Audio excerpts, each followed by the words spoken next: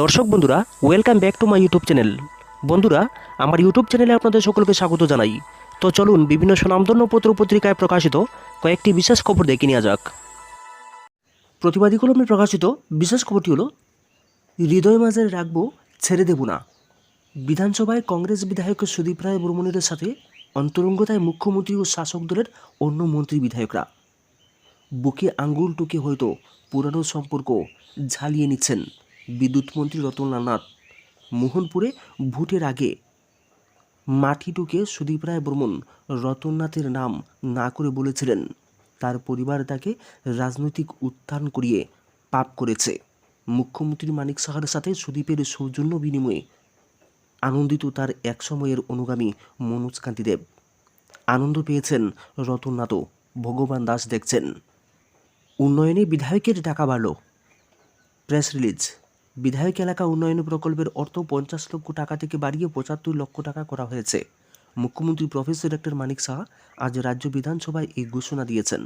তিনি সবাইকে ইংরেজি নববর্ষের শুভেচ্ছা জানিয়ে বলেছেন, বিধায়ক এলাকা উন্নয়ন প্রকল্পে একজন বিধায়ক বর্তমানে 50 লক্ষ টাকা পর্যন্ত নিজ বিধানসভা এলাকায় ব্যয় করতে পারেন।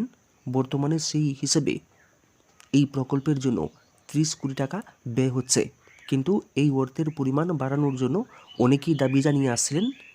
তাদের অনুরোধের পরিপ্রেক্ষিতে এই প্রকল্পের অর্থ 50 লক্ষ টাকা থেকে বাড়িয়ে 75 লক্ষ টাকা করার সিদ্ধান্ত নেওয়া হয়েছে। বিধায়ক সুরজিৎ দত্ত এবং বিধায়ক শামসুল হকের মৃত্যুতে আজ রাজ্য বিধানসভায় শোক জ্ঞাপন করা হয়েছে। অধ্যক্ষ বিশ্ববন্ধু সেন প্রয়াত দুই বিধায়কের স্মৃতিচারণ করে তাদের দীর্ঘ রাজনৈতিক এবং সামাজিক কর্মকাণ্ডের তত্ত্ব তুলে ধরে শ্রদ্ধা জানিয়েছেন। তিনি প্রয়াত দুই বিধায়কদের পরিবার পরিজনদের প্রতি গভীর সমবেদনা জানিয়েছেন। সবশেষে বিধানসভার সদস্যগণ 2 মিনিট দাঁড়িয়ে নীরবতা পালন করে প্রয়াত দুই বিধায়কের প্রতি শ্রদ্ধা জানিয়েছেন। বেতন নেই রেগায়। বেতন বঞ্চিত রেগায় যুক্ত গ্রাম রোজগারের সেবকরা, তাদের সঙ্গে রেগার কর্মচারীদের বেতন হয়নি। এই ঘটনা শুধুমাত্র জানুয়ারি মাসে নয়, গত কয়েক বছর ধরেই বেতন দেরি করে হচ্ছে রেগার কর্মচারীদের। চুক্তির ভিত্তিতে নিযুক্ত রেগার কর্মচারীরা বিজেপির জোট সরকারের আমলের শুরু থেকেই বেতন বঞ্চনার শিকার হচ্ছেন। তাদের সঠিক সময়ে বেতন দেওয়া হয় না বলে অভিযোগ রয়েছে। সামান্য টাকা বেতনে রেগা শ্রমিকেরা কাজ করেন, কিন্তু তাদের প্রতিনিয়ত বেতনের জন্য অপেক্ষা করতে হচ্ছে। জানুয়ারি মাসের 5 তারিখও রেগায় যুক্ত কর্মচারীরা জানেন না তারা কবে বেতন পাচ্ছেন। এই নিয়ে অবশ্য এখন আর কেউ প্রতিবাদ করার সাহস পান না। প্রতিবাদ করলেও বেতন আরও দেরি করে, যে কারণে বাধ্য হয়ে প্রতিবাদ ভুলে গিয়েছেন রেগার কর্মচারীরা। বাম আমলে অধিকাংশ রেগা কর্মীদের নিয়োগ করা হয়েছিল। এক দফায় তাদের ছাঁটাই করে নতুন করে জিআরএস নিয়োগ করার চেষ্টা করেছিল রাজ্য সরকার, কিন্তু উচ্চ আদালতে মামলার কারণে পুরনোদের আর ছাঁটাই করা সম্ভব হয়নি। কিন্তু এখন তাদের বেতন পেতে প্রত্যেক মাসে বেশ কয়েকদিন অপেক্ষা করতে হয়। রাজ্যের চুক্তিবদ্ধ কর্মচারীদের সঙ্গে এইভাবে বেতন বঞ্চনা চলছে বলে অভিযোগ। এই ক্ষেত্রে রেগার কর্মচারীদের মুখ্যমন্ত্রীর পদক্ষেপেরও দাবি তুলেছেন। নিয়মিতকরণের দাবিতে টেট উত্তীর্ণদের মামলা। টেট উত্তীর্ণরা নিয়মিতকরণের দাবিতে ত্রিপুরা হাইকোর্টে মামলা করেছেন। এই মামলায় রাজ্য সরকারকে জবাব দিতে নোটিশ দিয়েছে হাইকোর্ট। আগামী 5 ফেব্রুয়ারি মামলাটি শুনানির জন্য উঠবে ত্রিপুরা হাইকোর্টের বিচারপতি অরিন্দম লুদের বেঞ্চে। প্রসঙ্গত, টেট উত্তীর্ণদের থেকে অনেকেই নিয়মিতকরণের দাবিতে 1 বছর আগেই হাইকোর্টে মামলা করেছিল। এই মামলার শুনানি এখনও শেষ হয়নি। নতুন করে আরও কয়েকজন মামলা করলেন। উল্লেখ্য, ডিএ উত্তীর্ণ হওয়ার পর লিখিত পরীক্ষায় মেধা তালিকার ভিত্তিতে টেট উত্তীর্ণরা চাকরি পান, কিন্তু শিক্ষা দপ্তর টেট উত্তীর্ণদের নিয়মিতকরণের সুবিধা দিয়ে 5 বছর পর, অথচ একইভাবে নিয়োগ পরীক্ষায় উত্তীর্ণ টিপিএসসি সহ অন্যান্য কিছু জায়গায় নিয়মিত বেতন স্কেল পান। এই বঞ্চনা নিয়ে মামলা করেছেন কয়েকজন টেট উত্তীর্ণরা। বেকার ইস্যুতে সরব হলো এআইডিওয়াইও। বেকার ইস্যুতে এবার ময়দানে এআইডিওয়াইও। সাংগঠনিকভাবে আগরতলায় কর্মসূচি সংগঠিত করে 4 দফা দাবি সনদ জনগণের উদ্দেশ্যে তুলে ধরা হয়েছে। বটতলায় ছিল বিক্ষোভ কর্মসূচির আয়োজন। শুক্রবার এই আয়োজন থেকে সাংগঠনিকভাবে 4টি দাবি উত্থাপন করা হয়েছে। সংগঠন নেতৃত্ব দাবিগুলো সম্পর্কে কথা বলতে গিয়ে জানিয়েছেন, কেন্দ্র ও রাজ্য সরকারের সমস্ত শূন্যপদ পূরণ করার ক্ষেত্রে সরকারের কোনো উদ্যোগ নেই। শুধু তাই নয়, এই দিনের কর্মসূচি থেকে ত্রিপুরার বেকারদের নিয়োগের কোনো ভূমিকা নেওয়া হচ্ছে না বলে সরকারের দিকে আঙ্গুল তুলেছেন বক্তারা। এই দিনের কর্মসূচি থেকে নেতৃত্ব বলেছেন, সমগ্র দেশের সঙ্গে ত্রিপুরা রাজ্যের বেকার সমস্যাও আজ ভয়াবহ আকার ধারণ করেছে। দেশের বাকি রাজ্যগুলোর তুলনায় ভৌগোলিক এবং রাজনৈতিক কারণে রাজ্যের অবস্থা আরও মারাত্মক। এখানে নেই কোনো ভারী শিল্পোদ্যোগ, কলকারখানা। ফলে যুবকদের কর্মসংস্থানের একমাত্র অবলম্বন সরকারি চাকুরি। সেখানে স্থায়ী নিয়োগ বন্ধ, ঠিকা এবং অস্থায়ী ভিত্তিতে নিয়োগ হচ্ছে বলে বক্তারা তাদের অভিমত ব্যক্ত করেছেন। তারা আরও বলেছেন, সরকারি স্কুল ধ্বংসের মুখে, শিক্ষক নিয়োগ বন্ধ, যা হচ্ছে তাও আবার অস্থায়ী ভিত্তিতে। সরকারি অন্যান্য বিভাগগুলোতেও নিয়োগ প্রক্রিয়া বন্ধ। সরকারি অফিসগুলো কর্মীর অভাবে অচল অবস্থায় প্রায়, তবু কর্মী নিয়োগ হচ্ছে না।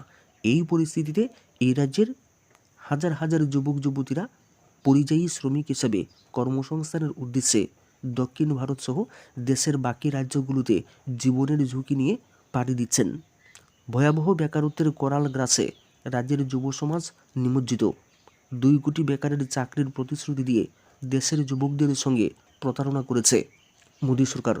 কেন্দ্র সরকারের বিভিন্ন দপ্তরে প্রায় 23 লক্ষাধিক শূন্যপদ খালি পড়ে আছে বলে কেন্দ্রীয় মন্ত্রী জিতেন্দ্র সিং রাজ্যসভায় জানিয়েছেন। সরকার এই শূন্যপদ পূরণে কোনো পদক্ষেপ গ্রহণ করছে না। দেশের রাষ্ট্রায়ত্ত শিল্প সংস্থাগুলো যেমন রেল, ডাক, ব্যাংক, বিমা কোম্পানিগুলোকে বেসরকারি মালিকের হাতে তুলে দেওয়ার চক্রান্ত করছে। উচ্চ শিক্ষাঙ্গনেও হাজার হাজার পদশূন্য। বিশ্ববিদ্যালয় ও কলেজগুলোতে অস্থায়ী ও ঠিকা শিক্ষক দিয়ে পাঠদান করা হচ্ছে। বেকারত্বের ফলে হতাশাগ্রস্ত যুব সমাজের মধ্যে মাদকদ্রব্যের ব্যবহার প্রচণ্ডভাবে বেড়ে চলেছে। এই অবস্থায় আমাদের দেশের স্বাধীনতা সংগ্রামের বিপ্লবীরা ক্ষুদিরাম বসু, ভগৎ সিং, নেতাজি সুভাষচন্দ্র বসু সহ যারা স্বাধীনতা সংগ্রামে নেতৃত্ব দিয়েছেন, তারা প্রত্যেকে যুবক ছিলেন। তাদের জীবন সংগ্রাম থেকে শিক্ষা নিয়ে বর্তমান পুঁজিবাদী সমাজ ব্যবস্থার বিরুদ্ধে তীব্র যুব আন্দোলন সংগঠিত করতে হবে। এই পরিস্থিতিতে বিপ্লবী যুব সংগঠন এআইডিওয়াইও সারা দেশে দেশব্যাপী যুব আন্দোলন গড়ে তোলার পাশাপাশি রাজ্যেও আন্দোলন গড়ে তোলার চেষ্টা করছে। সেই দিক থেকে এই দিনের কর্মসূচি সংগঠিত করা হয়েছে। এই দিনের সভায় বক্তব্য রেখেছেন এআইডিওয়াইও রাজ্য সভাপতি ভবতোষ দে।